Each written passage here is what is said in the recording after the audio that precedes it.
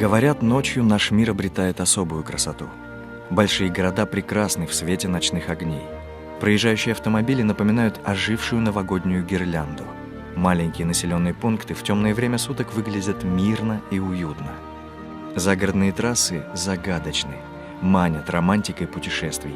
Но порой мы забываем, что этот ночной мир смертельно опасен для пешеходов, рискнувших приблизиться к проезжей части. Ведь расстояние, с которого водитель может заметить пешехода в темноте, зачастую меньше, чем длина тормозного пути автомобиля. Увы, люди очень часто не понимают, какой опасности подвергаются ночью на дороге. И за свои ошибки порой приходится дорого платить.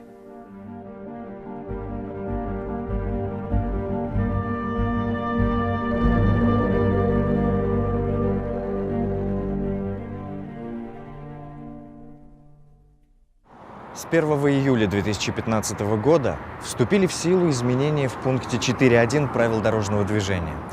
Раньше пешеходам в темное время суток в условиях недостаточной видимости рекомендовалось иметь при себе световозвращающие элементы, чтобы водители могли видеть их издалека. Отныне вне населенных пунктов пешеходам не просто рекомендовано, они обязаны носить световозвращатели. За нарушение этого пункта правил предусмотрено административное наказание. Что же такое световозвращающие элементы и для чего они нужны? Проведем простой эксперимент. Наш пешеход в привычной темной одежде будет стоять у обочины на загородной трассе. Мы медленно подъедем к нему, а затем замерим расстояние, на котором он станет виден водителю. —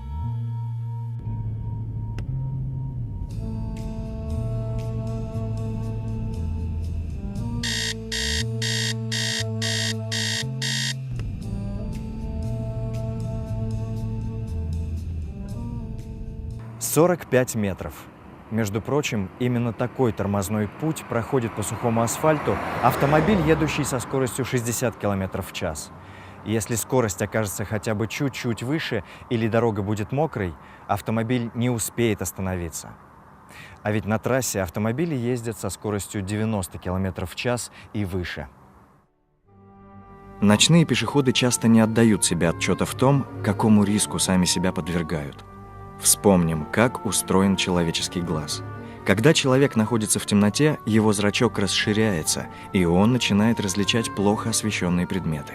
Напротив, когда мы смотрим на яркий свет, зрачок сужается, позволяя нам видеть оттенки светлого.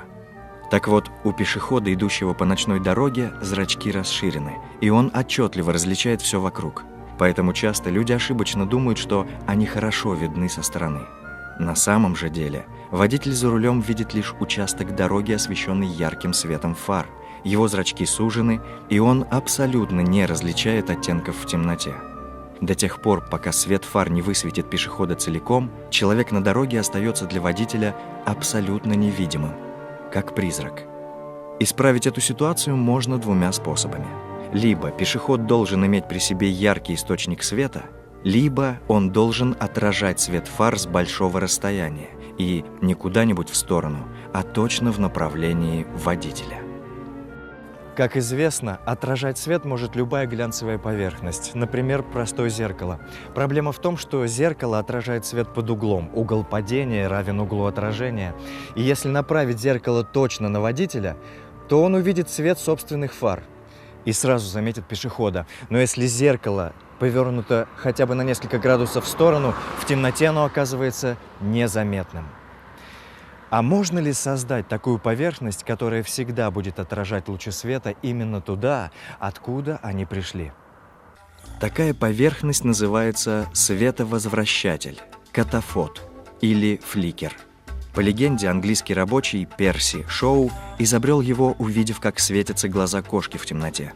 По своему устройству катафоты бывают двух типов – угловой и сферический.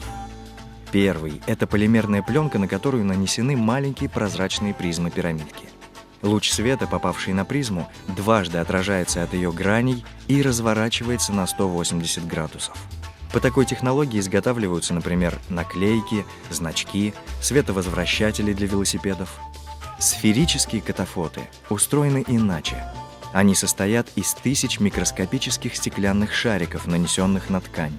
Преломляясь в них под определенным углом, луч света возвращается в обратном направлении.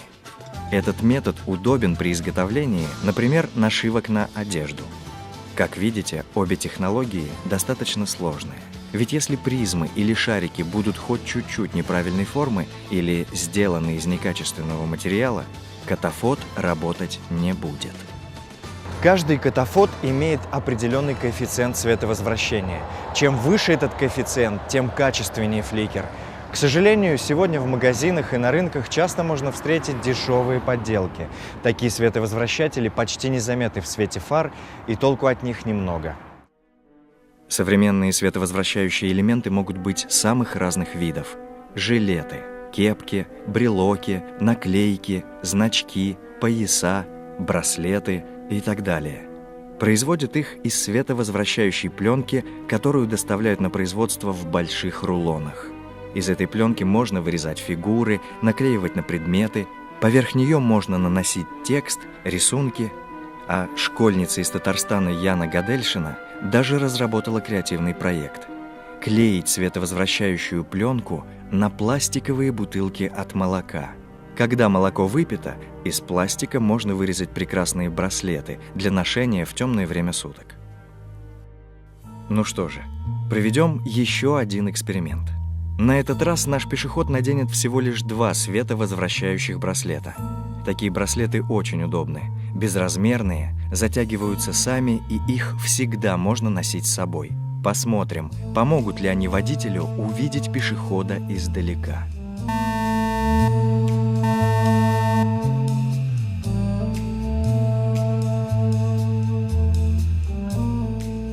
«250 метров. 2 маленьких браслета сделали нашего пешехода видимым с расстояния в четверть километра. А ведь этого достаточно для того, чтобы остановиться даже на высокой скорости и даже на обледеневшей дороге.